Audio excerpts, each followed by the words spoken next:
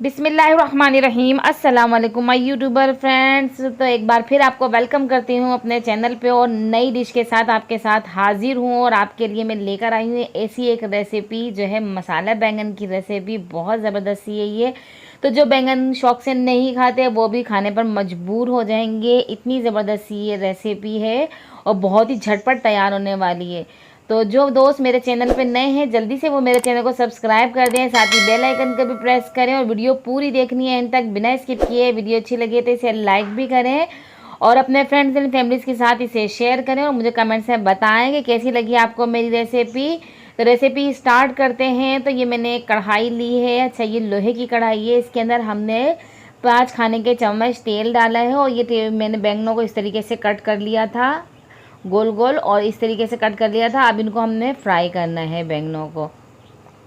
अच्छा, बैंगन काटने के बाद मैंने इनको नमक के पानी में रखा था वरना ये काले होना शुरू हो जाते हैं। तो इसको मैंने अब इसके साथ हल्का सा फ्राई करना है कि इनका हल्का सा कलर आ जाए इनके ऊपर। ये आप देख सकते हैं। जैसे ही इनके ऊपर कलर आ जाए तो हमने ये सारे बैंगन जो है इसमें से निकाल लेने हैं। और ये सारे निकाल लिए हमने बैंगन। अब इसी के अंदर मैंने मीडियम साइज़ की एक प्याज ली, उसे चॉप कट कर लिया था, उसे हमने इसको फ्राई करना है। अच्छा, इसको हमने ज़्यादा कलर नहीं देना है, इसे कच्चापन दूर करना है। अब इसके अंदर 1 खाने का चम्मच अदरक लहसुन का पेस्ट, 1 चाय का चम्मच हल्दी, नमक हस्बे ज़रूरत, 1 खाने का चम्मच पिसी हुई लाल मिर्चें डाल के अच्छी तरीके से इसको हमने मिक्स करना है। मसाले को अच्छे से हमने अभी भूनना है इसके अंदर। तो जब मसाला भुन जाए तो उसके बाद हमने इसके अंदर टमाटर ले लिए हैं चॉप कट करके, वो भी इसके अंदर डाल दिए हैं। 2 टमाटर मैंने लिए हैं इसके अंदर। अच्छा, बड़े साइज़ के थे ये टमाटर।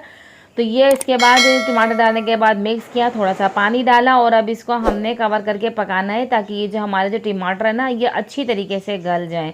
तो कवर करके हमने इसको 5 मिनट के लिए पकाना है।